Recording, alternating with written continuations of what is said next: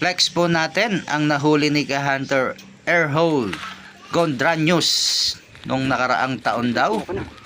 Ito po ay napakalaking mistisong labuyo. Panoorin po natin mga Ka-Hunter, at sa bandang dulo ay makikita nyo yung napakagandang tindig ng kanyang nahuli. At shout out din daw po sa kanyang misis na si Christine Seriado. Ayun, thank you so much Ka-Hunter sa pagbahagi ng iyong video.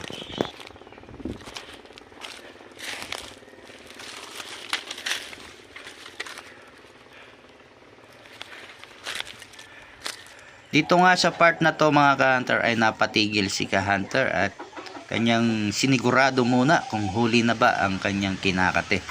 At nung masigurado niya nang huli ay kanya na pong pinuntahan. Ayan, tingnan po natin.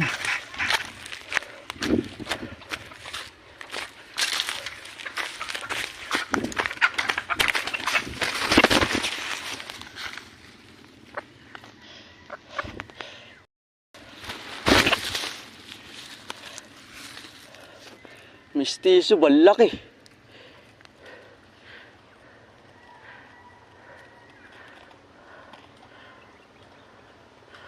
Labuyo.